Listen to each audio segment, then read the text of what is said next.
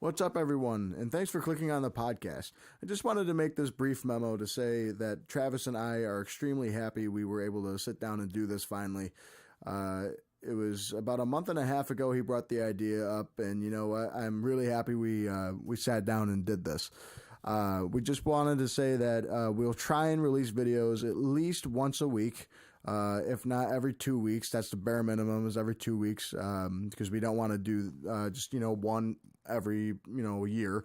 So that's the goal. I also wanted to come on here as the engineer and say that we will have video next time. There were just a couple technical difficulties with editing the video. Basically, the video files were different bit rates and depths. For those of you that don't understand, that it's basically frame rate between bit depth with the audio. Basically, the program I use for video could not keep up with certain things, and it would slow down and speed up, because it's not supported by Windows anymore.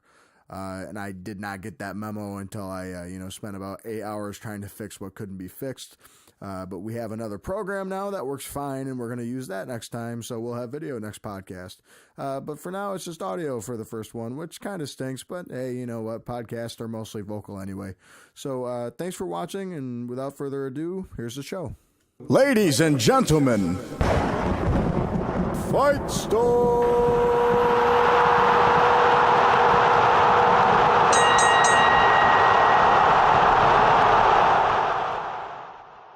Welcome to the Fight Storm podcast. I'm Travis Streeter. And I'm Al Marro. And we are here on August 23rd, 2017. 2017. And this is our first podcast. The idea came from this gentleman right here. We used to drive, well, we still do. We drive up to practice over at MV MMA every day. And he figured a couple of weeks ago, hey, let's start a podcast. And he's radio major. I'm an audio technology major. We have the equipment. Why not? We're doing it.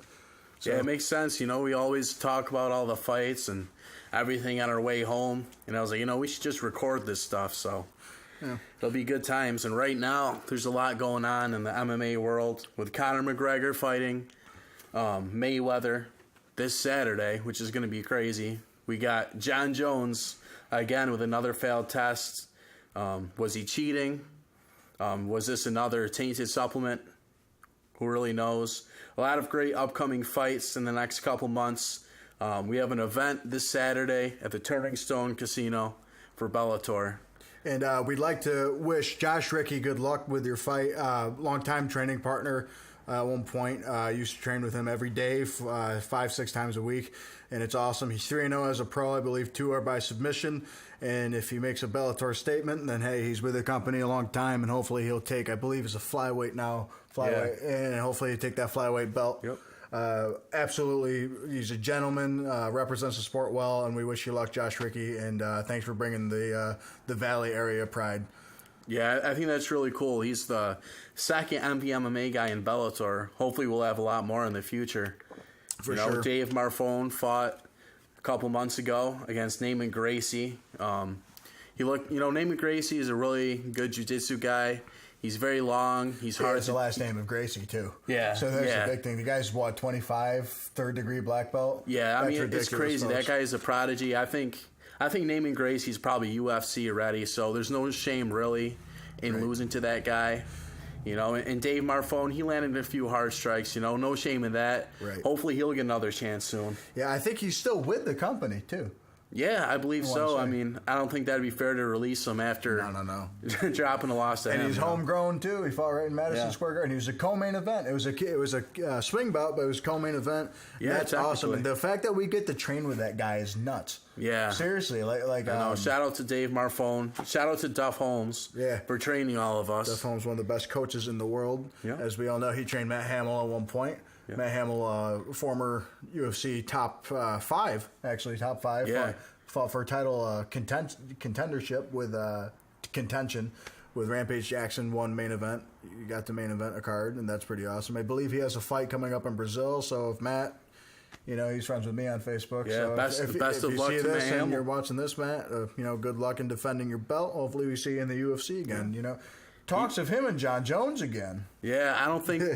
I mean, if UFC releases Jon Jones after this, then maybe we'll see that fight. But as of right now, I don't see that happening anytime soon. Let's actually segue into that. That's a good one. So, I personally think Jon Jones cheated the entire time. Because he looked weird in the Oven St. Preux fight.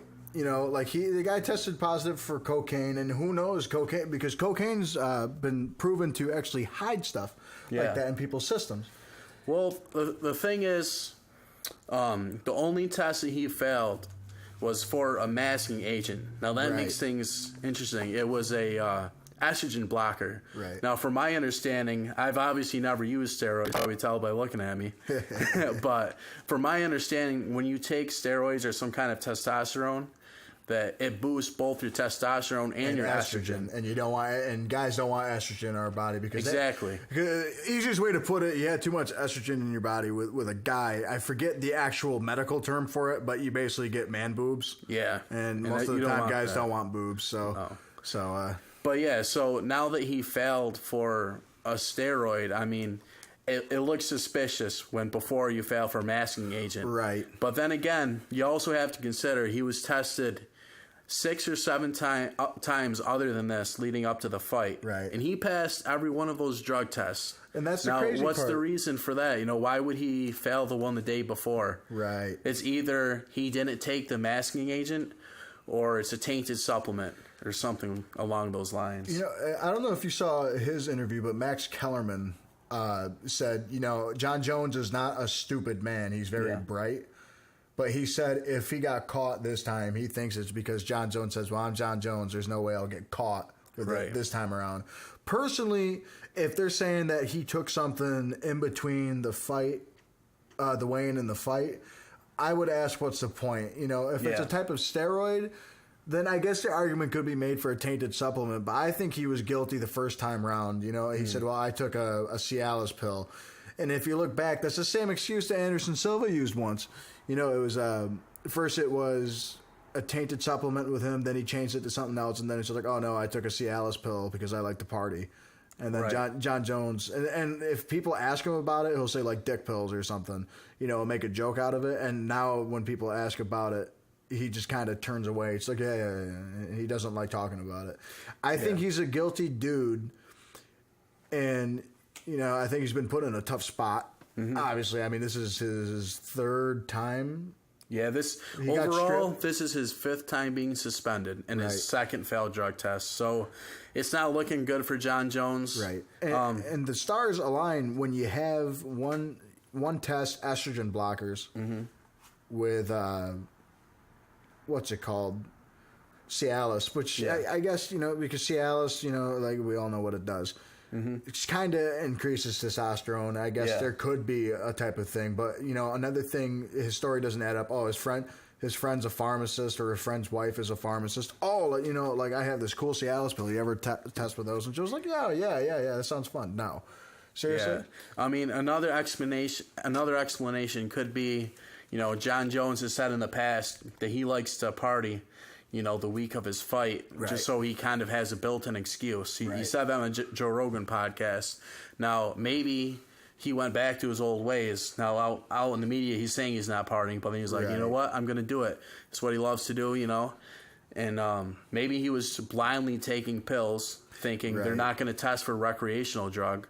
But in reality, what he was given was a steroid pill. That's another possibility. Right. I mean, that same thing happened to pro wrestler Shawn Michaels in the 90s, and he tested positive for steroids, and he wasn't purposely doing it. He was just a drug addict. And that still shows, even with that sport, because people are like, oh, it's fake, it's this and that. But yet they still suspend people for taking steroids. Yeah, I awesome. Mean, USADA is a lot more strict than WWE. Let me say that, because in WWE, what they do is random drug tests. I think what they usually try to do is test people who, A, they don't think will fail, or B, people who they really don't care that much about if they fail, you know? Yeah. Like Brock Lesnar, I don't think they've ever tested him since he's returned to the WWE. I think USADA, it's not bad for the sport, but at the same time, it has assassinated some fights. Yeah. Like, a fight I was looking forward to, and he's off the heavyweight rankings now. Junior Dos Santos is gone. Yeah. He's completely, him and Ngannou.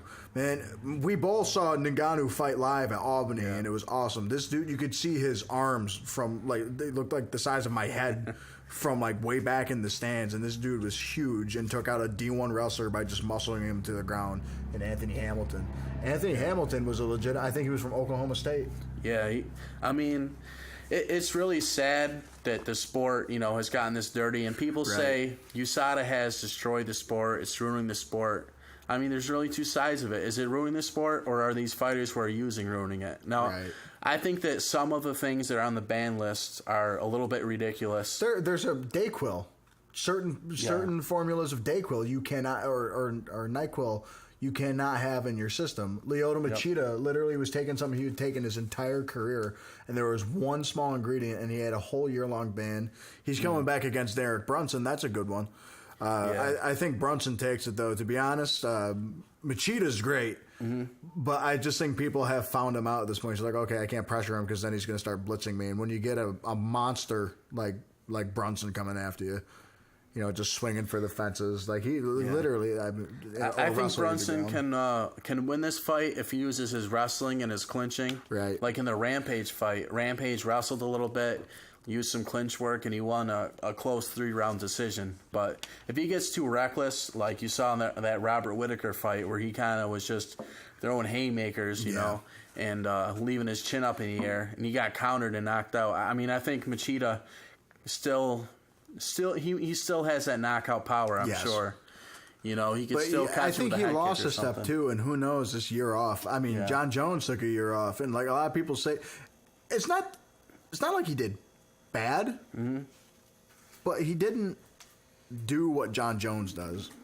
Yeah, I mean, he didn't dominate from the gate. Now, was that DC getting better, or was that Jon Jones being rusty, or was that Jon Jones, letting DC get comfortable so he could counter later on? Who knows? But no doubt in my mind, I had DC 2-0 going in that fight. Yeah, it was. I mean, Jones came out and got a trip, but Cormier got up. Yeah. And Cormier, I mean, he was tagging him hard. I don't think we've seen Jon Jones hurt yet. Yeah. I mean, Machida tagged him, but I think that was more of a fact of being off balance. I haven't seen someone like really rattle Jones. Yeah, Jones he's can so take good. a hell of a shot. When you take an uppercut from DC and walk off with just a mouthpiece flying out, you got a good chin. Yeah, I mean, he's very tough. He's hard to hit, and when he does get hit, I mean, he can just take a punch. Like, look at the Alexander Gustafsson fight. I mean, he took some damage in that fight, And there's the fight. Another thing that drove me nuts is they were going to do Stipe Miocic versus Jon Jones. That makes no sense. That fight doesn't make any sense. It doesn't make sense, but that would have been a great fight. And it would have been a big pay-per-view draw. UFC, sold for, what was it, $4 billion. Yeah. The new owners are trying to make that money back, so they're trying to make these big money fights. I mean, that would have been a huge fight. It would have got at least 1 million pay-per-view buys. Oh, okay, that's the fridge. Sorry, folks, I just heard a ringing in the earphones. It's just the fridge next to us is going bananas, that's all. That would have been a huge pay-per-view. The heavyweight champion of the world versus the light heavyweight champion of the world. Right. I mean, that would have been crazy, but Jon Jones now... Jon Jones has more attributes over the guy besides weight. Yeah. He has a longer reach, and I believe he's Stipe's what, 6'2"? Yeah. Yeah, he has 2 inches on the guy. Yeah, that would have been And then an there's that Brock fight. Lesnar nonsense that's going on, although I'd like to see it.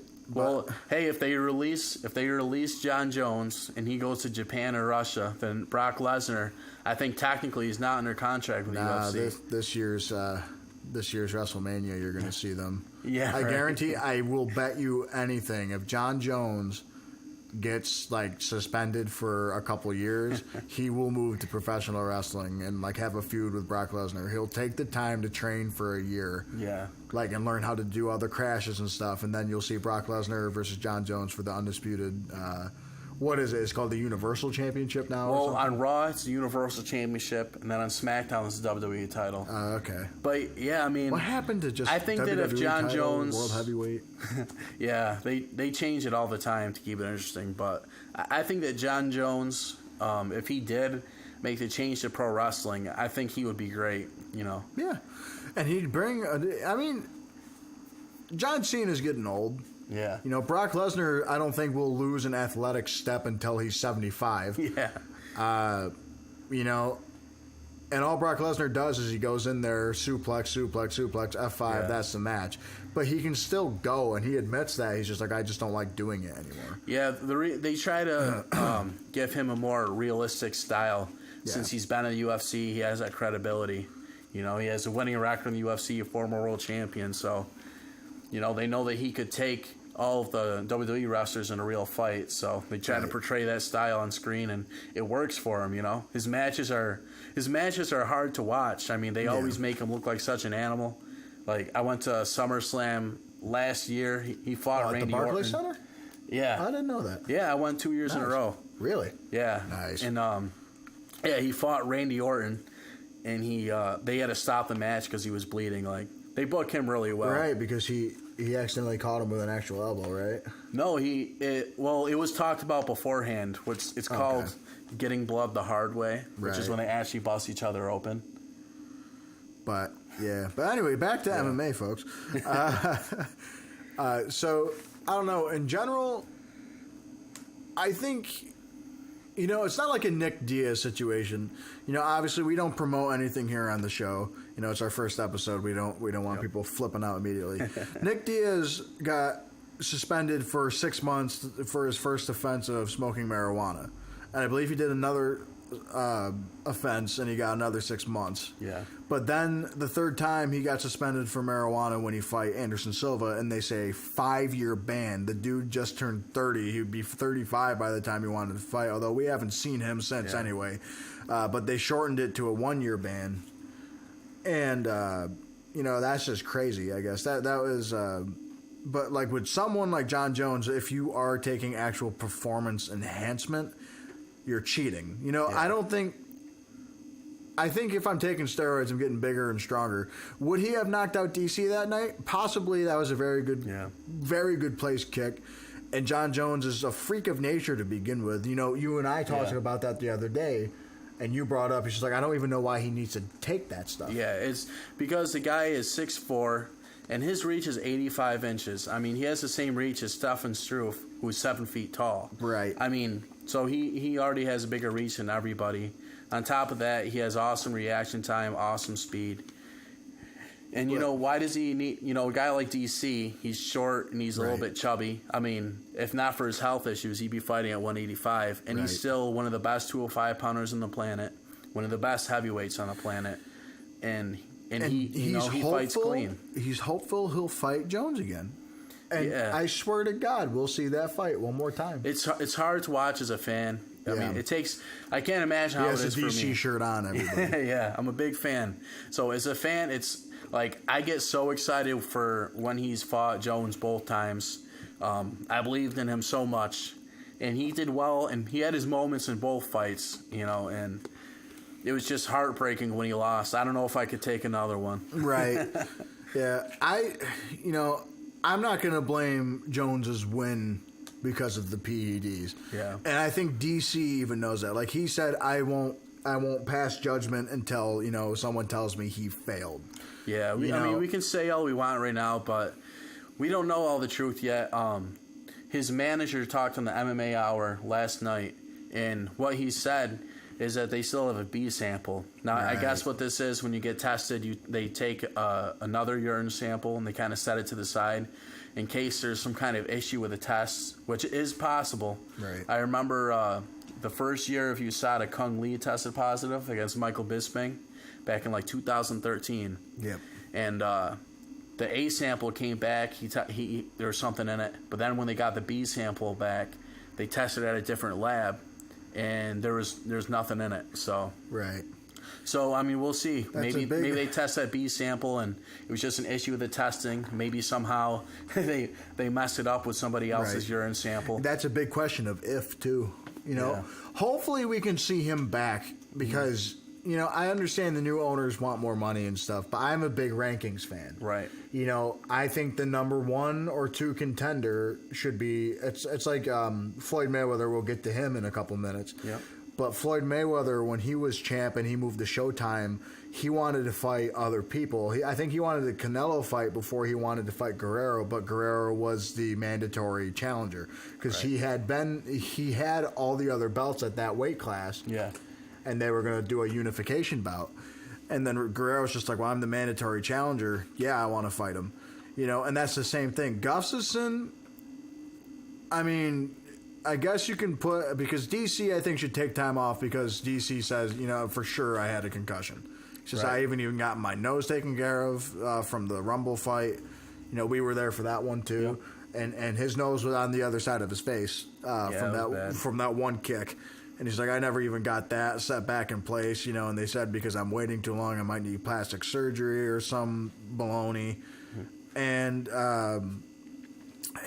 Gustafsson he starched Glover, and that whole fight just kept him away. Glover took him down a couple times, did well in the first and second round, but after that, Gustafsson can literally land an uppercut from halfway across the cage. That's just stupid. Yeah, I mean, he's the top guy right now, so if Jones is going to be out, I say you give DC a break, and then in about 6 months or so, have DC and Gustafsson go at it again. I mean, their first fight was a classic, back and forth.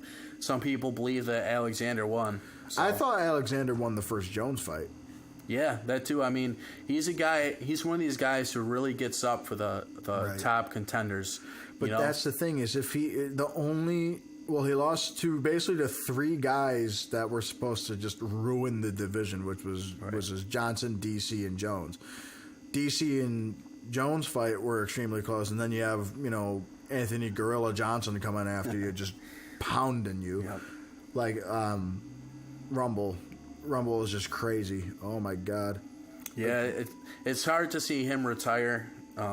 He said that the fight that he would have came back for was Jon Jones. So, because we never got to see that fight. They were matched up one time. You hear that? It's the ice cream truck, folks. We'll be right back. No, but continue. Sorry. Yeah, unfortunately, Anthony Johnson's probably going to stay retired. Which, if he's not completely in it and wanting to fight, then might as well stay retired. I think he would have been the dude to finally. I don't know if he would have beat Jones. I think he would have been the first one to put him on his ass, though. Oh yeah, that would have been interesting to see. Jones has such a good chin, but so did DC. Yeah. Jones caught DC at the top of the head, which knotted DC's head a certain way. Right. Then you had Johnson, who just hit so hard, and DC's head kind of stayed the same. It stayed right in the same place, but he went flying across the ring just from how powerful it was. And then Gustafsson just kept following him. Yeah. Following up with punches. And those are the punches that suck. Some people have good one-punch knockout power, and then some people just have to keep pouring it on you to get it done. But that's I don't know. To me, that fight's better than a Stipe or Brock Lesnar because Gustafsson was really the only person to make it a really close fight for Jones. I mean, you had him against Vitor, where Vitor basically broke his arm almost. And Lyoto tagged him a couple times, but really Jones has dominated everybody in his career. Yeah, I mean, he's made them fight his way. And these steroid allegations, they would really tarnish his career if that came true, because then people will wonder, well, what if he just got away with it in all of these fights, and that's the reason why he was so much better than everyone else. I mean, we'll never know. I mean, if that's true, it just sucks because he has genetics on his side, I mean, look at his family. Everybody's a defensive lineman in the NFL. Yeah, and Arthur, I think, got popped last year. Yeah. He got popped for roids. Yeah, but in NFL, it's not as huge a deal. You serve your suspension, and what's the suspension for NFL? 3 games? I think it depends on how many offenses you have. Like, it gets more.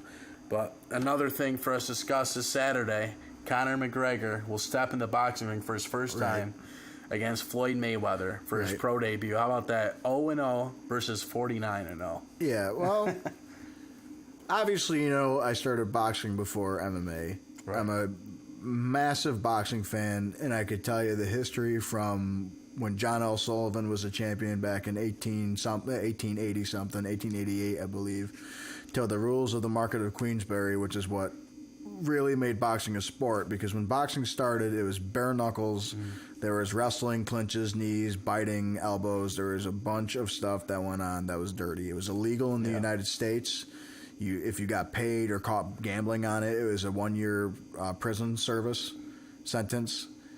And, you know, I am a huge boxing fanatic. But when I heard this fight was made, I thought two things. I said Mayweather will win the way Mayweather wins always. But this will be the biggest money attraction in the entire history of this planet until aliens come to visit us.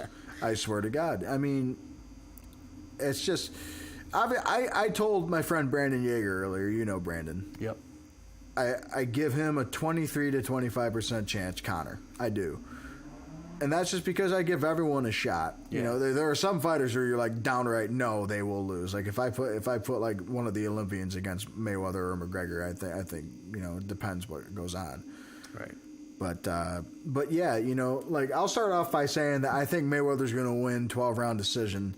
And there's a bunch of other things. This will take up the majority of our podcast, folks. Of our first episode will probably be me and Travis just ranting of why this fight's a circus. But, you know, go on, Travis. But, who do you got?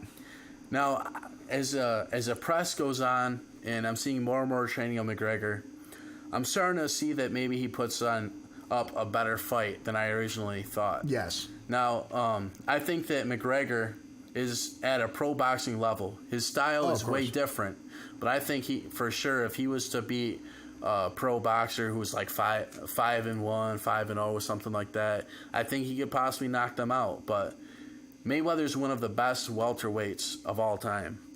Best, you know, super welterweight.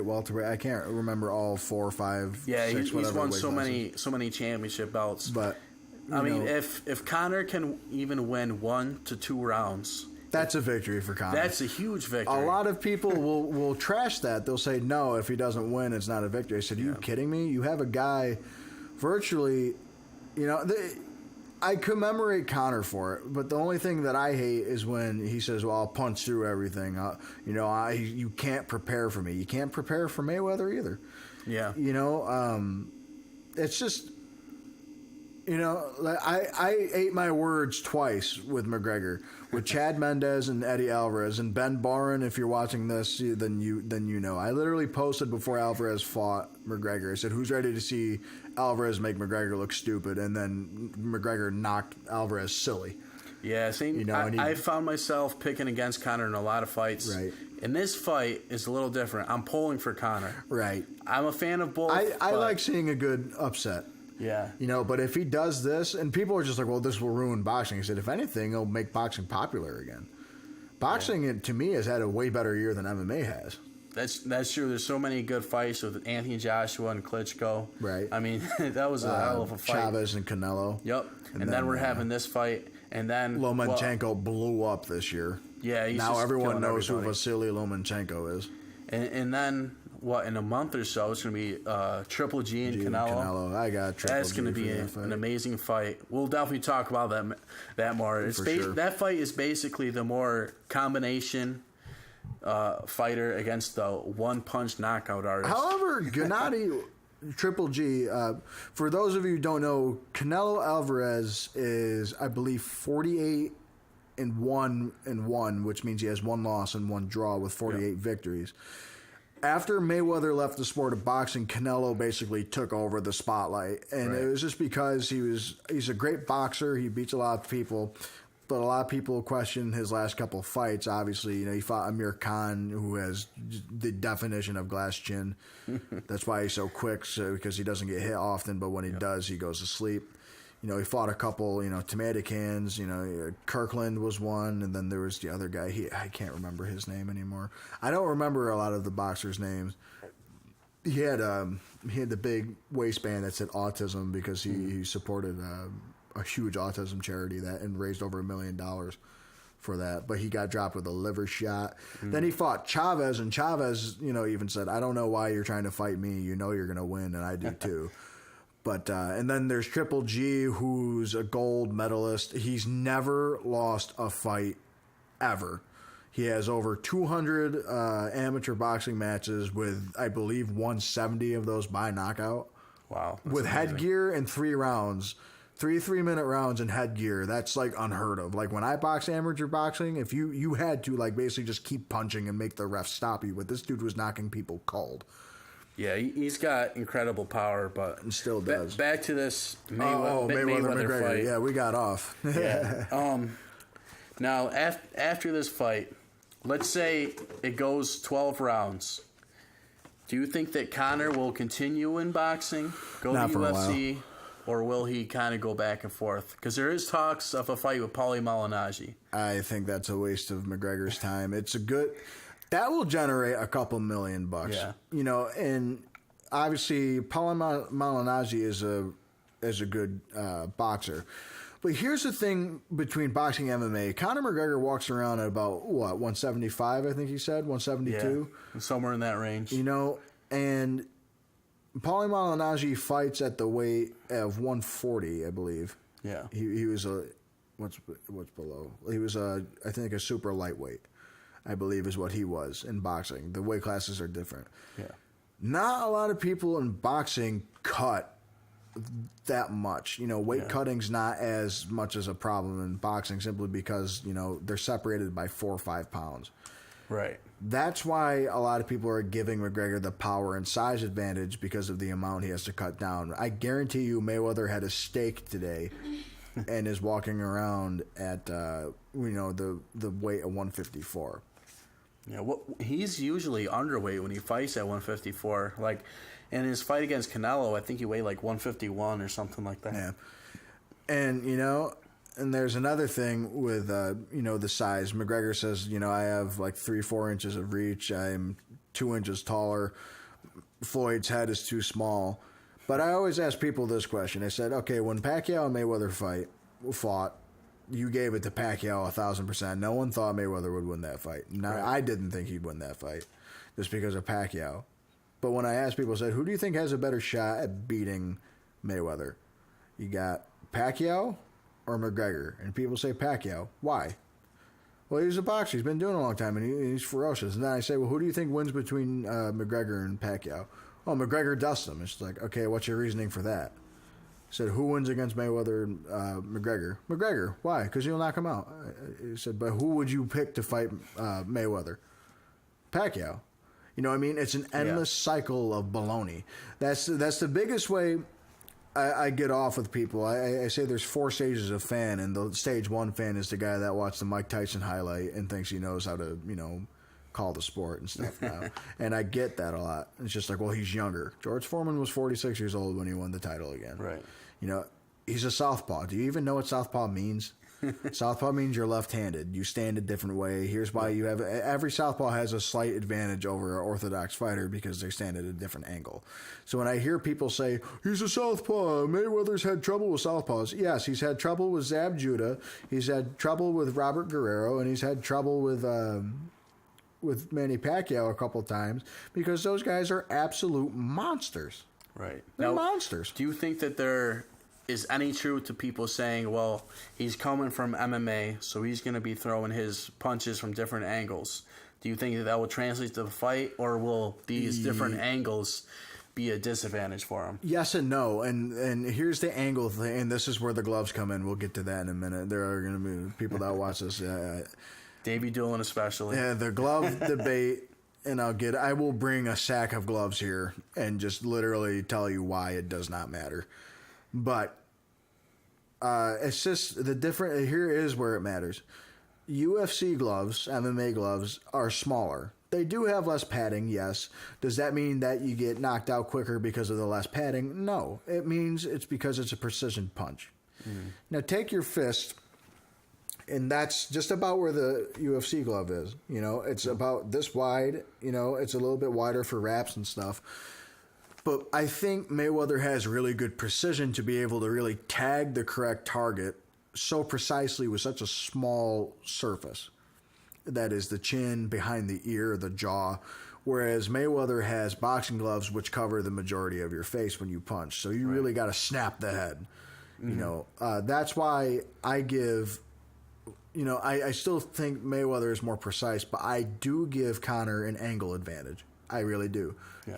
This is where, when people say the southpaw thing comes in, this is where the southpaw thing does actually take effect. He has more angles, and he is good at angles. He drops his hands a bit too much when he throws his punches, which might get him in trouble because Mayweather's probably, I would argue, the best counterpuncher of all time. Counterpuncher. I don't think he's the best puncher. I don't think he's the best boxer of all time, but counterpuncher, oh, for sure. Definitely possible, man. His defense is so great, which I think is one of the things that the gloves will affect, because when you have 10-ounce gloves, the gloves are a little bit bigger. It's a little easier to counter and stuff like that. I mean, even when we spar at the gym, like when we wear MMA gloves, I get caught a lot more. Right. And I catch people a lot more. But with boxing gloves on, I don't often get touched because I do the Philly shell a lot too.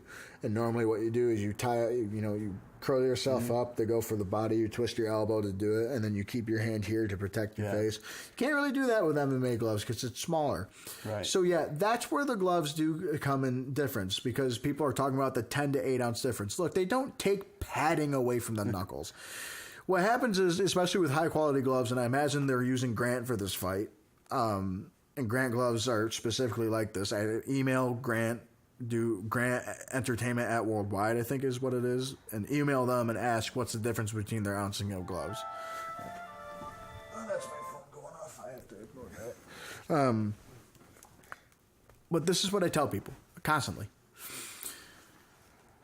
I train in 16-ounce gloves, okay? But I have 8 and 10-ounce gloves that I do train in every now and again. But here's the difference. The height is slightly less. There's slightly less on the wrist, okay? And the gloves are slightly narrower to the hand, but the padding is the exact same. And unless you're slapping people with the side of your hand in boxing, which is illegal, that's why it's not a big difference. And people argue with me about this, and I say, look, I'm telling you, buy a pair of 16-ounce cleat arrays and then buy a pair of 8-ounce cleat arrays and tell me what the difference is. If you feel less padding in the 8-ounce, then I will sincerely give you the money back for those gloves. Same thing for Grant, same thing for Everlast, same thing for every single glove ever made. Obviously lower quality, it's... People are like, oh, man, 8-ounce won't fit my hand. It's like, yeah, okay. Those are lower quality gloves that you get at Dick's Sporting Goods. But, once you start really... I collect them. You've seen my collection. And I stress it to everyone. The glove size will not matter for the power. A lot of people say so, but you're still going to have the same amount of wraps on your hand. Right. The padding's still going to be there. It's just slightly narrower on your hand. That's it. So... Right. And someone put, I used 18-ounce pillows at one point. Those are 18-ounce training gloves, sparring gloves, not fight gloves. There's I'm going to go into a whole spiel, sorry. I'll let you get in a second. But you got bag gloves, you got sparring gloves, you got training gloves, you got gloves for mitts, you got gloves for speed bags, heavy bags, double-end bags. You have gloves for every single bag ever met, for every single surface ever met, even concrete if you want it. Bag gloves are slightly flatter on the knuckle, so you can punch through. But I have a pair of 10-ounce ring sides that I use all the time, and the padding's the same. And then I use a pair of 16 ounces, and the padding's the same. But here's the difference between the 10 and the 16-ounce glove. It's just narrower, and it's harder to fit all the wraps in there. That, and people talk about, McGregor's going to knock him out faster, smaller gloves. Here's the thing. Mayweather's fought his entire career in 8-ounce gloves. The only fight he had with 10 ounces was against De La Hoya. Right. Now, one of the statements that Conor McGregor's coach, Kavanaugh, said is he said, now Floyd Mayweather is saying in the media that he's going to fight like he's never fought before because he wants to make this an exciting fight, because his last fight against Pacquiao was very boring, and he said he's got to make up for that. So in his next, big money fight, he wants to be exciting. He said he's going to move forward, and he's going to push for the knockout. Right. Now, Coach Kavanaugh said there's 2 options for the finish of this fight. If he does that and he steps forward, the fight will end in a minute because Conor will knock him out because Floyd is not used to fighting like that. But he said if he steps backwards, that it'll go 6 rounds before Conor knocks him out. What do you think about that? Well, yeah. He said, well, he's never fought like that. Yeah, because you have to fight like Floyd, unfortunately. Right. Floyd's really good at control. And I hate to sound like one of those boxing old guys. I really do hope McGregor pulls it off. Yeah. I like Mayweather and I like his defensive style because that's the way that this era is oriented now. Right. And it's good because the concussion stuff's coming out. So you see a lot less knockouts in boxing, which is honestly, which sucks, kills the sport because everyone, like I said, the Stage 1 fans, that want to see that knockout. They want to see knockouts, knockout. And people are just like, well, McGregor has more knockouts than Mayweather. It's like, well, maybe. Yeah. But, Floyd's never fought like that before, right? Because he doesn't have to. He makes you fight his fight. So you think this is all talking about he's going to go after him and try to finish it early? Oh, I know McGregor's going to go after him. I mean Floyd. Floyd's saying he's going to go after him. I don't think he'll do that. If he does, then I'm going to call fix. No joke. I will guarantee you Floyd had... If that happens, if he comes out like just swinging like an idiot and then gets dropped, I will call fix. Yeah. However, if McGregor just catches him and it looks like he just like legitimately caught him, that's the biggest upset, and I'll bring Mike Tyson back from his prime, and Conor McGregor will eat him alive. Yeah, I mean, I think that would be silly for. He'll be 41, I believe, when he steps in the ring. For a 41-year-old boxer at this point in his career. He'll still be 40. Oh, okay. Yep. Well, a 40-year-old boxer at this point in his career, all of a sudden, going to completely change up his style against Conor McGregor, who. Not for nothing is a great counterpuncher. That'd be stupid. Right. He'd be eating a left hand. And that's exactly. And that's the thing is that Mayweather says that every fight, though. People are just like, oh, he'd be wrong to do that. Watch his fight with Shane Mosley. I swear to God, hits harder than McGregor. Yeah, he's a con artist, basically. Yeah. This is what Mayweather says every fight. Oh, I was going for the knockout. I always go for the knockout. He's like, yeah, okay. So he says it. It's just like, well, I have to go. He said to Mayweather, he said to Pacquiao, too, I have to go after him. Right. He says that every fight, and then the moment he punches someone, oh, my hand's broken. Yep. And I don't. Half the time he says my hand's broke. Yeah, he does have brittle hands. In his career, he messed them up. But I think he just, since he couldn't punch as much, he just said, well, I won't get hit, and I'll punch when I can. Yeah. So every time he says my hands hurt, I don't believe his hands hurt that bad. I think he's like, well, he's not going to touch. He's not going to touch me. So yeah, I think there's two things behind this. I think one is he wants to sell the fight. And two, I think Floyd Mayweather, a big component of his game is, just like Conor, that mental warfare. You look at the All Access shows. I don't know if you've seen any of them. All of them. They're produced by Floyd Mayweather. Yep. Now, in every one, you barely see this dude hitting the bag. Yeah. You barely see this dude running. All he's doing is like partying at the strip club that he owns. That's what I'm saying. Going bowling, riding horses, doing all this crazy stuff. And then out of nowhere, it's just, I gotta go after him. Yeah. Here's the thing, though. If I see him like get down, and he's openly admitted, it's just like, well, do you care about the 50-0? He said, no, I don't. Yeah. He's just because they asked him before the fight was made. I can't remember his name. Johnson, I think is his last name, the interviewer. And he said, well, is there any Skip Bayless asked him this. Yeah. He said, is there any competition like fuel going for you? Like, would you step in there just for the old competition? And Mayweather looked at him and he thought about it for a second and he's like, nah, 100 mil's my number. So here's the thing though. Mayweather, because of the fight, walks out with 350 at the end of the day. However, if he does just drop and he goes after him and does stupid and then just gets murked, I guarantee you he placed a bet down for 200 to 300 million somewhere. Why not? And what's Conor, 18 to 1 underdog or something? Yeah. So you bet $100, you win 18 times that amount. Yeah, and the thing with Floyd, that's how it works. I might be wrong. Sorry, folks. The thing with Floyd that I was getting at is, I think he purposely doesn't want All Access to show his training clips. Right. I think that he wants Conor to think that, oh, this old man is not taking this fight serious. He thinks I'm a joke. And then when he gets in the cage, I think McGregor hinted at that at the press conference yesterday, and I think he said he can try and trick me, but I see right through it or something. Well, I'm glad that Conor caught on to that. Yeah. Now after this fight, do you think that Conor McGregor is going to go back to the UFC? Oh, absolutely. And if so, who do you think he's going to fight? Is it going to be Diaz? Is it going to be the winner of Kevin Lee and Tony Ferguson? It'll be Habib. You think so? Yeah. Here's why. Here's why I think that. You know, if anything, it'll be Diaz for the third time because they just keep jawing off. And McGregor even said that yesterday. He's just like, oh, you know, like I have a trilogy fight coming here, which make no logical ranking sense. Right. So no, I don't like that fight. The first one was cool because Diaz came in short notice. I called rear naked choke too. Second fight, I thought Diaz lost fair and square. Yep. But I don't know. Habib will get the fight because, for one, if they do it in Russia, that's huge. Yep. That whole country will line. It'll be like Ivan Drago versus Rocky. Only Rocky's from the country of Ireland. Right. But you know, the Ferguson Lee fight doesn't make a lick of sense. It should have been Habib versus Nurmagomedov. Oh wow, my bad. Habib Ferguson said versus that he isn't ready right now. So the way the timing worked, they had to throw Kevin Lee in there. Yeah, and then I guess they'll see if Conor, because Conor's a great fighter. I enjoy watching him fight, but the thing is, he holds up that division so much with this Floyd fight, and he's so picky. He did with the featherweight too. Yeah, he's so picky. Like, if Kevin Lee wins, I don't think he'll fight him.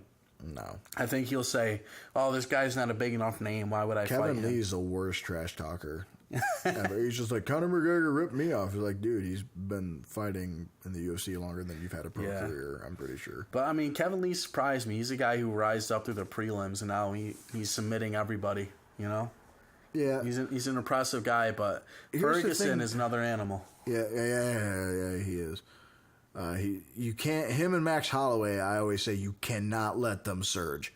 Right. If like Lando Venata is a perfect example. Lando beat the shit out of him for the first round and a half, and then the third round, Ferguson just started obliterating. I caught him in one of those crazy dart strokes. And then Max Holloway's another guy like that. He was fighting Aldo, and Aldo was winning the first round and a half again. Mm-hmm. And Holloway and Ferguson you need to get them out of there in the first round, basically. They're able to get finished, and you have to do it or keep them stifled. You have to basically keep the flames from rising. Those guys, once they find you out, you won't win. Yeah. And Lee and Aldo at this point are becoming kind of easier to find out. I mean, Lee took Chiesa down and choked him out, but I don't think he'll be able to do that with Ferguson. Yeah, I mean, it's going to be interesting. I mean, Ferguson, I can see him taking Ferguson down. Right. But the thing is, will he be able to keep Ferguson down? Will he be able to avoid Ferguson's scrambles? Right. Will he be able to avoid Ferguson's choke attempts? Right. You know, that's a tough task against Ferguson because he's so active, even off of his back. You know, so it'll be interesting to see. It's a big step up in the rankings for Kevin Lee, man. Yeah. But the winner of that versus Conor, I mean, that's intriguing. I hope it's Tony Ferguson just because I know that he's not going to fight Kevin Lee. Yeah. And here's one of the conspiracies too. Like his manager said, that Habib's not ready. Yeah. I think that's another thing because if Conor, I think that's something that they were hoping for because Habib, not because he doesn't speak, I'm sure it was translated to him well. Right. But I think he probably sat down and thought, oh, hey, McGregor said he wants me in Russia. Yeah. I'll wait. Because he thinks I think Ferguson has, I think he is number one. I believe so because Khabib pulled out. So after that, they kind of rewarded Ferguson by being ranked higher. Here's what didn't make sense to me, though. I know they're doing the Ultimate Fighter. Yeah. And I know he just fought Dustin Poirier, but I thought what should have been done was if they were going to do an interim, they should have replaced Lee with Alvarez, put Lee against Gaethje. And then I think that's hard to do because Eddie Alvarez came off of getting knocked down 4 times by Conor before he got finished. Yeah. And then after that, he fought Dustin Poirier. He lost the first round. People don't appreciate Eddie Alvarez. I'm a big fan, but I mean, I think he's got a. I think he should have fought Dustin Poirier again because people are criticizing, saying he was him and Gaethje is going to be a war, though. Yeah, Alvarez came back in that fight in the Poirier fight, and then that knee was just kind of... Yeah, it's just tainted by that knee. But he probably, let's be honest, he probably would have finished him at that point anyway. Yeah. But yeah, Eddie Alvarez versus Justin Gaethje is going to be amazing because I see Justin Gaethje as a younger version of Eddie Alvarez. Yes. You know, so now the question is going to be whose chin is going to hold up over 4 or 5 rounds. That's Gaethje's. I mean, Gaethje got tagged pretty good by Johnson, but Johnson also hits just ridiculously hard. Yeah, and the thing with Gaethje, his biggest weapon that not a lot of people really think about is his leg kicks. Right. I mean, he in the first round with Michael Johnson, I could already tell that his legs were going. Well, didn't he win a fight in WSOF by leg kick? Yeah, he stopped a few people with leg kicks. If you look at his record, he's 20 something and 0, and like most of them are knockouts. He has like 1 or 2 decisions. Right. He has 1 decision against Melvin Gillard when Melvin Gillard was still, knocking people out. Right. So I mean, it's going to be a great fight. I think that McGregor, youth is going to prevail in that one though. Yeah. I do think McGregor is going to come back to the UFC. Like when he said it, and people are still asking, he's like, "No, I'm coming back," and he's just like, "I don't know why that's a concern," And he mocks it. He's like, "Well, this is only a quarter of a fight." Or whatever, we're just punching each other. He's just like, I like pure combat. Look, here's the thing. People are just like, he's going to make a grand payday. He's just like, yeah, why stop there? He'll be making like only 3-4 mil in the UFC, and obviously that's a big pay cut from 100 mil. But at the same time, he'll have 100 mil, and then he'll be able to take that 3-4 mil and put it in his child's like college fund. You know what I mean? Yeah. If he does try to do both, which he claims he wants to do, I would like to see him fight for the lightweight title in December or January. Yep. Whoever that's going to be, whether it's Khabib, whether it's the winner of Lee and Ferguson, or whether it's a third Diaz fight. I mean, that's what I want to see. And then who knows, maybe on St. Patrick's Day he'll fight Paulie Malignaggi, get another sweet payday. He should win that fight just because, I don't care what anyone says. Malignaggi, I'm sure, did fine. No one's taken away from he's a great boxer, but for sure that was a knockdown. Oh yeah, they were dragging people. I mean, Kyle at our gym thinks that was a slip. I mean, it's hard to tell. He definitely ate some hard punches, regardless, though. And I actually saw Coach Wilson today, and he saw the clip on the news, and he said no, he got knocked down. Yeah, I mean. You got to remember, though, Paulie's been retired for a while. Yep. He got fat. It's hard to get in that condition. He was 25 minutes off the plane when he sparred 12 rounds. Yeah. He's just like, normally it was sparring. You don't spar 12 rounds like a 12-round fight. Yeah. That I commemorate McGregor for doing that because not enough people do that. They'll spar. Like Mayweather will literally just let a clock run, right? Stopwatch, and he'll go like 34, 5, or like 45 to 50 minutes, sometimes even hour rounds. There are no rounds for Mayweather, so he doesn't think about time. But like McGregor's doing like 4 or 5 times a day, 12 3-minute rounds of sparring. Right. That's a workout. Like I remember when I first started boxing, Coach he would literally do. We were amateurs, and we only had when you first start, it's 3 1-minute rounds, and he would have us do 15 3-minute rounds. Wow. Just and spar, and it would be that one session of the day, and it would be you and the guy the entire time, and then you had to sit down and critique the other guys going in. Well, the thing about that is, I think he just kind of he wanted to look good, so he kind of tricked Paulie.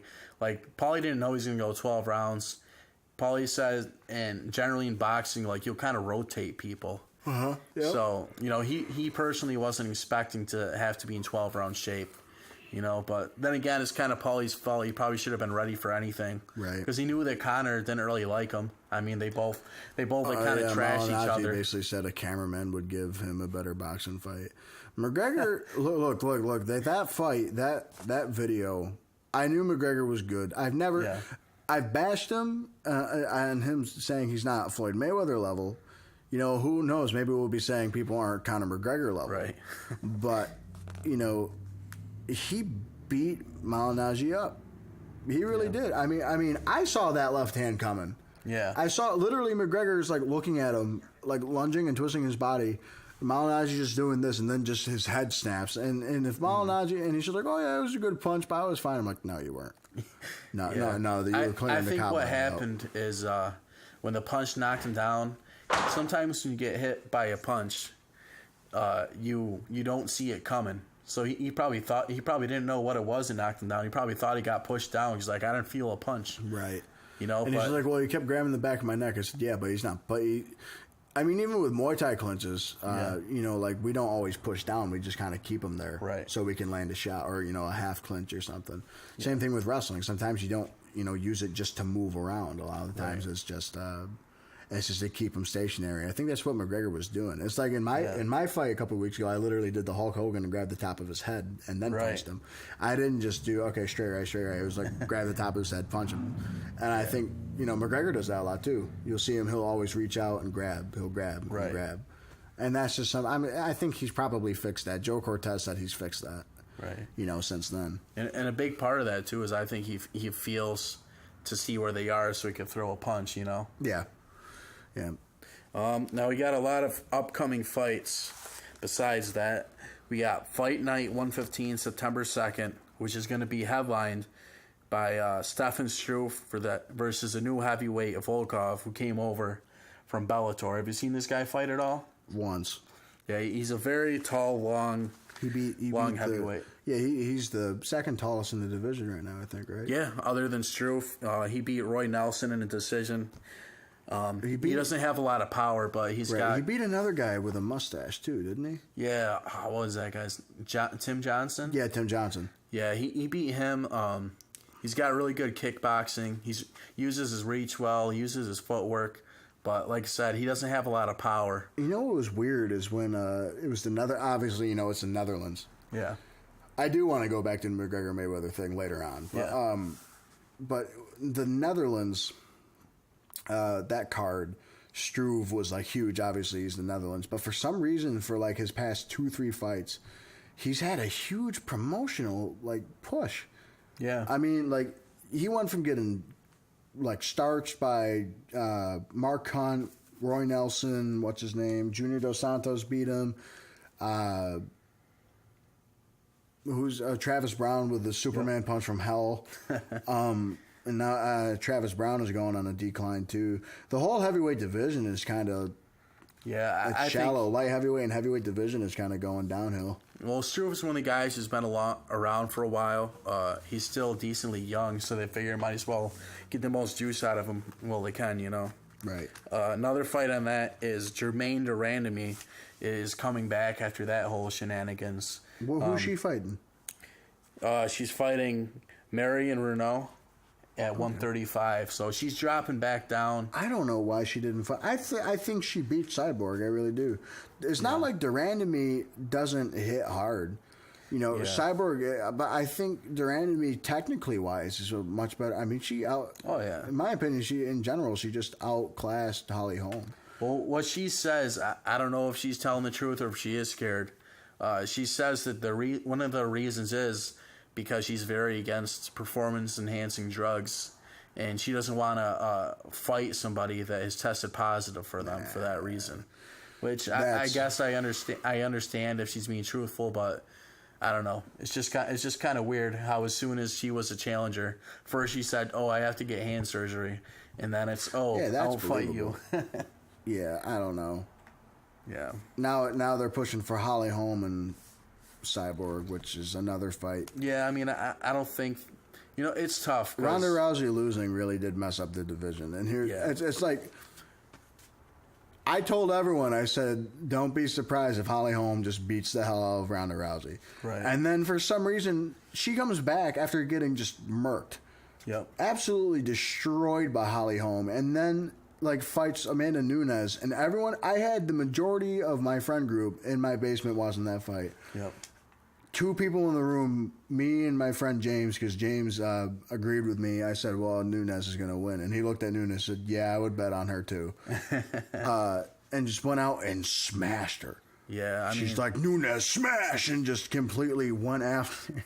that was hard to watch, man. I mean, Ronda kind of just got left in the dust with her striking training. Everyone else has gotten better, and it looks like she, you know, they barely need trained. to leave Edmond. I mean, Travis went to Black House.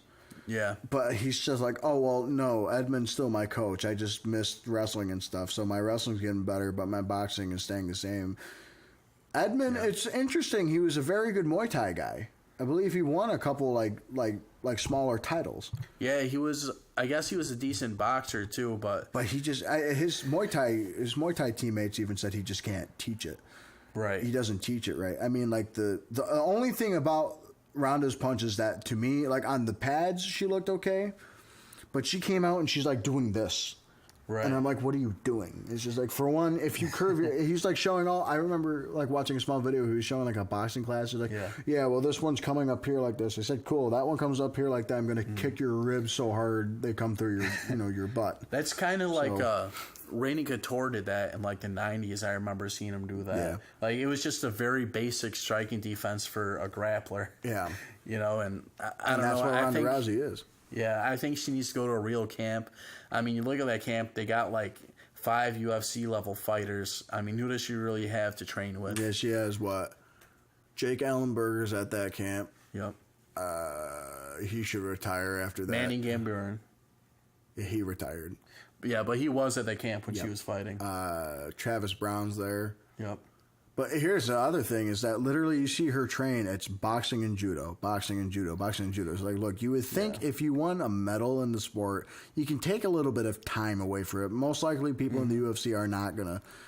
Yeah, because the thing is, MMA progresses so quick. Even if you're not going to throw a lot of kicks and stuff yourself, you have to know how to defend against people who are going to throw Henry kicks Cejudo is a perfect example. Yeah. He really did wrestle a lot of people to win. Right. And obviously he's a very good boxer. I think he's tighter than Demetrius Johnson with crisp boxing. Yeah. Striking as a whole, Demetrius Johnson's crazy. Grappling as a whole, Demetrius Johnson's crazy. But here's the thing. Henry Cejudo, folks, was a gold medalist in the Olympics in 2008 Beijing and fought now number 1 again, if Jones says positive. Number 1 pound for pound, Demetrius Johnson. And Johnson just beat the hell out of this kid. Well, what was it, like a minute and a half or something he knocked him out in? Yeah, and Cejudo came out, took him down immediately. Johnson got up. But that's what I mean. You can't be one-rounded in the sport anymore. Yeah. It's not the early 90s. I mean, Royce Gracie came in, and, that's kind of like what Ronda Rousey is to the woman. She's the Royce Gracie of women. She pulls out an armbar. Oh, no. When did that stop? What happened? We lost some audio here, but that's okay. Not audio. The video? Yeah. No, Pro Tools can go on for a long time. Alexander Gustafsson. With a 4th round TKO. Yep. And was it 4th round or 5th? It was 5th round. I believe it was the 4th round. This is why Google was made. And he's fighting Misha Serkinov, who's coming off like a 45-second knockout to Volkan Oezdemir. He's a Swedish guy who's been running through everybody. But yeah, I'm going to have to go with Glover too.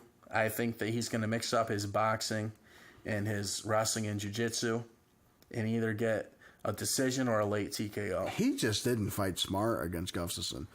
Yeah, I mean, against Jones, he really struggled with that reach. I mean, he's only like 6'1", somewhere in that range. And how tall is Glover? Like 6'5"? No, not even. Yeah, he's at least 6'4", because I remember him being. It says here he's 6'2". Who? Glover. Oh, really? But yeah, I think that he struggles with taller guys. But I think against Misha, round 5, a minute and 7 seconds into the 5th round. It was round 5. Yeah, he got starched. But yeah, I think after the second uppercut, he'd learn to get away. But no. Yeah, I think that he'll win that fight by a finish. I'm going to say it's going to be a little later on, maybe in the 3rd round. I can see him mixing up his boxing with his wrestling and jiu-jitsu. And it's not even as Glover. It's not even that Glover is bad or anything. Yeah. It's just he literally cannot beat the guys. You know what I mean? Yeah, he's like forever top 5. Because the way I put it, Jon Jones was Muhammad Ali. Yep. Foreman was Rumble.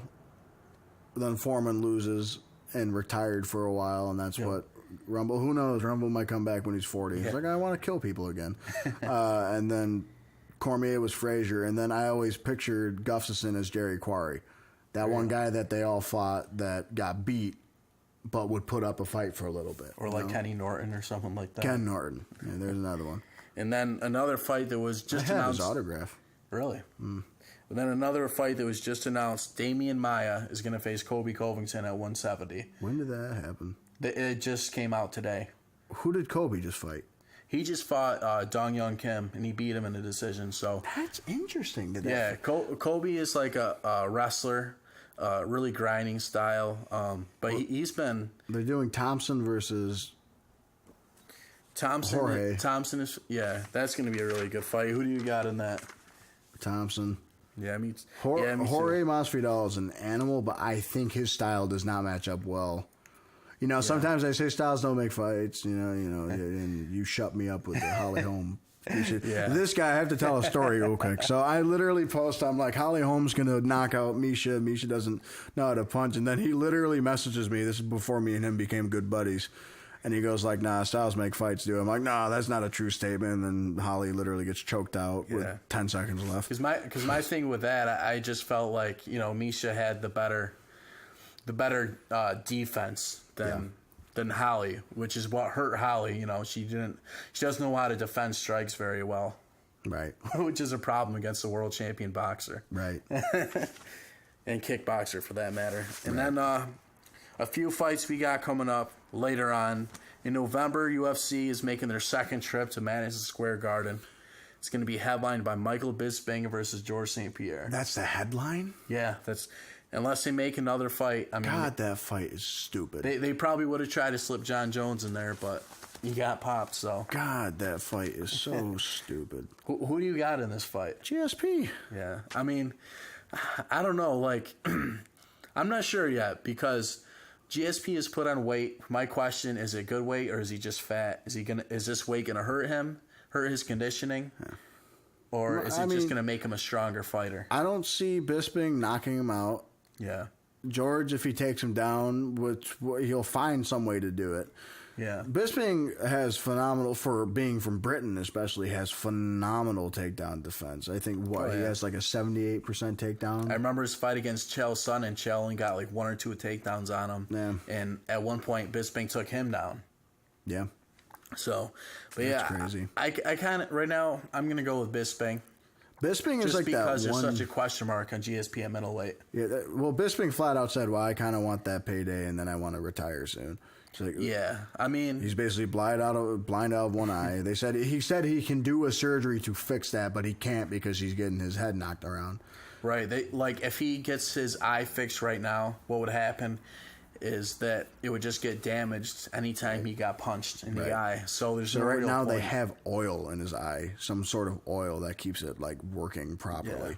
Much respect to Bisping, though, man. Oh, for sure. The guy's like, 37 now? Yeah, it's the one time I cheered for him. I wanted him to win. Rockhold. Yeah. I hate Rockhold. Nobody likes Rockhold. He's a great fighter, but he just seems like a dirtbag. We'll see how he does against Branch. Yeah, I mean, that's going to be a good fight. Did you see Branch cutting a promo on him at the barbershop? No. Because yes. Rockhold criticized him, calling him boring, and then Branch's like, what are you talking about? You ain't got no boxing. I'm going to knock your ass out. I mean, that's going to be a good fight. Branch was a great World Series of Fighting champion in 2 divisions. Now their middleweight and light heavyweight division isn't on UFC level. No. But, I mean, just to win 2 world titles, show you can go 5 rounds. I mean, that's impressive. Thing, though, they need him, though. Yeah. They do need him. Like, the middleweight division is, like, slowly getting to that light heavyweight division. Yeah, I mean, if 170 is pretty stacked, 155. 155 is probably the most stacked division right now. It always has been, just because that's, like, the average size of a male. They're all within 20 pounds of 55. It used to be UFC light heavyweights, because you had number 1 Jon Jones, Cormier, Rumble, Machida. Well, no, not Machida. He was middleweight by this point. But you had Phil Davis, Bader, Glover. You had, what was his name? There was another big light heavyweight that was there for a while. I can't remember. But, Rashad. Yep. Rashad was good for a while. I think he should hang him up. Rashad. Yeah, I mean, it's the hard thing about Rashad, though, is he's in all of these fights. His last 3 fights have all been split decisions. Yeah. But I don't know what it is. I think it's just he doesn't have that urgency in him to really fire that. Well, he's on a 4-fight lose streak, isn't he? Yeah. One finish that was at Glover. Well, it went Bader, Glover, Kelly, and Alvey. Yeah. So I thought he won the fight against Alvey. He probably could have won, 2 or 3 of those fights, but I think it's time for him to hang up the gloves. He's done enough. And he's what, 38 now? Yeah, 38 or 39. And like I said, sometimes age doesn't matter, but it does matter when you've been knocked out a couple of times, and especially the guy started wrestling when he was 4 years old. Wrestling to me is the hardest sport. Oh yeah. Period. Because Rashad, I mean, look at him at 185. He's lean and cut, but he looks like he was stranded on an island. He looks like he was stranded. I can't. The dude probably walks around at what, 210? Yeah, so that's a hard cut. He said when he was fighting 205, he'd get to 225. So, I mean, he has his post career kind of already set up as an analyst. And he's short too. Yeah. It's not like Jon Jones where he has a foot to lose. You know what I mean? Yeah. Yeah, he always had pretty strong legs and some muscle to his body, so it's hard for him to cut weight for sure. And then another fight in that card is Cody Garbrandt versus T.J. Dillashaw. T.J. Dillashaw wins knockout. I don't know if I think it's gonna be a knockout, just because I haven't seen Cody Garbrandt get hurt really yet. But the one fight in his career that he lost was by knockout. That was in his amateur career. Was that amateur? Yep. Okay. Yeah, he's undefeated as a pro. Yeah, so 12-0 as a pro. I can see Dillashaw just really using his movement. I mean, for some reason, although I think that Dominic Cruz kind of has T.J. Dillashaw's number, I just think that T.J. Dillashaw can beat Cody Garbrandt. I just think the way that they match up, I think he's going to use his movement. He punches a little bit harder than Dominic Cruz. His boxing is a little bit better. And that's another thing why I say knockout. Excuse me. Dominic Cruz buckled Garbrandt's knees by throwing, and as Dominic Cruz says, he's hey, these pillow hands buckled it, man. Yeah, that's right. He did land one good punch on him. But and the fight with Dominic, obviously, Dominic's probably my second favorite guy to watch currently. DC being number one, probably. I love watching DC fight. Garbrandt's up there. Dillashaw, I love Dillashaw too.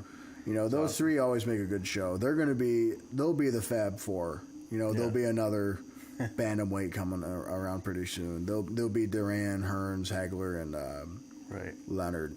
But I just think it's because TJ. Dominic got the cut, and he said he thought they were going to stop the fight. So the third or fourth round where he got dropped 4 times in a row was because he just kept blindly going in. And then the fifth round, you see Dominic won that fight. Yeah. Dominic won the round because he did what Dominic does. But that's why the biggest thing about Cody, man. When he lands those hard punches, and then he was talking trash to Dominic Cruz. Yeah. I think he really got in his head and made him step out of himself. That's the biggest thing. But just to wrap this up, we'll do our final predictions for the fight this weekend. So when it comes down to it, gun to your head, who wins in what way? Conor McGregor, Floyd Mayweather. Floyd Mayweather decision. I'm gonna go the same. I'm gonna say Conor gets one knockdown. Okay, I'll give you that. I'm gonna say Floyd wins 10 rounds and loses 2 rounds. Okay, that's my official prediction. Now, my heart of hearts, I hope that Conor wins. Right. Just to show that, us MMA guys, we know how to fight. We know how to box a little bit. And you know what? If you want to get into the sport and give it a shot, come by to Mohawk Valley Mixed Martial Arts, and, we'll teach you a couple things and how to be, as we call the stage 2 to 3 fan. So, Yep. All right. Well, I'm Alex Marro, and this has been The Fight Storm, and same thing goes with Travis. Yep, and I'm Travis Streeter. You can check us out on our Facebook page. Give us a like. We got a lot of guys coming up we're going to try to have on the show soon, like Rob Best. He's hoping to have a pro debut soon, so we'll talk to him more about that in the next couple of weeks. Rob's a very good, not just training partner, but friend of ours. Yep. And he's also our coach, our wrestling and jiu-jitsu coach, and probably the strongest guy under 5 foot. I don't mean to defend, under 5'7". You know, I've ever met in my entire life. Dude served. He's an animal. He served, I believe, 2 or 3 tours in Iraq. Guy, I mean, seriously, like if you put this guy in a choke, he refuses to tap. He won't. Yeah, if you put him in an armbar, he'd refuse to tap. That's why I feel bad for the guy who has to fight Rob Best. Yeah. Also, shout out to Eric Mendiola, another former training partner of ours, Money Mendiola. This dude has legitimate, like dynamite in his hand. Yeah, and he's fighting October 8th in Massachusetts. Check out Eric Mendiola. He'll bring home the win. Once again, bring the Valley proud and everything, and we wish him luck. Wish Josh Rickey once again at Turning Stone, right up the road. Buy a ticket. I believe cheap tickets are $30 to $40, and ringsides are up where the $300 to $400 range. If you want to be a super fan, go for it. But a really good seat for a decent price is about $80 at the Turning Stone, and it's Bellator MMA, and they probably won't be around for much longer for the Turning Stone that goes. But we'll see.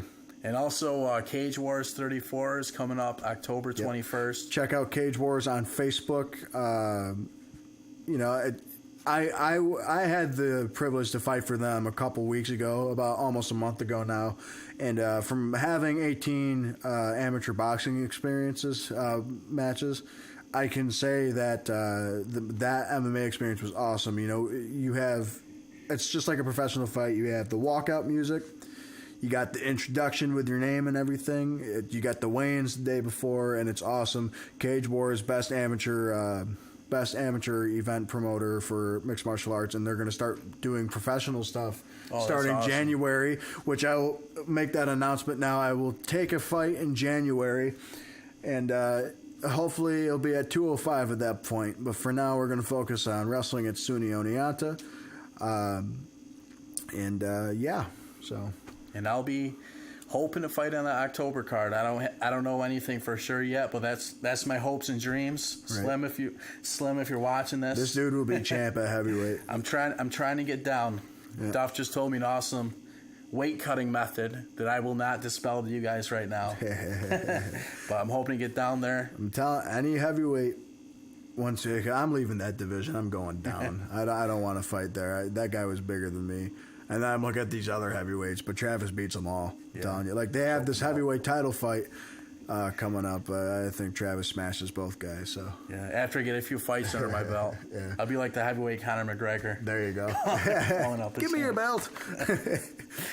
All right, and that's us signing off for the Fight Storm. Everybody have a beautiful Thursday night, or Friday night, whenever we drop this.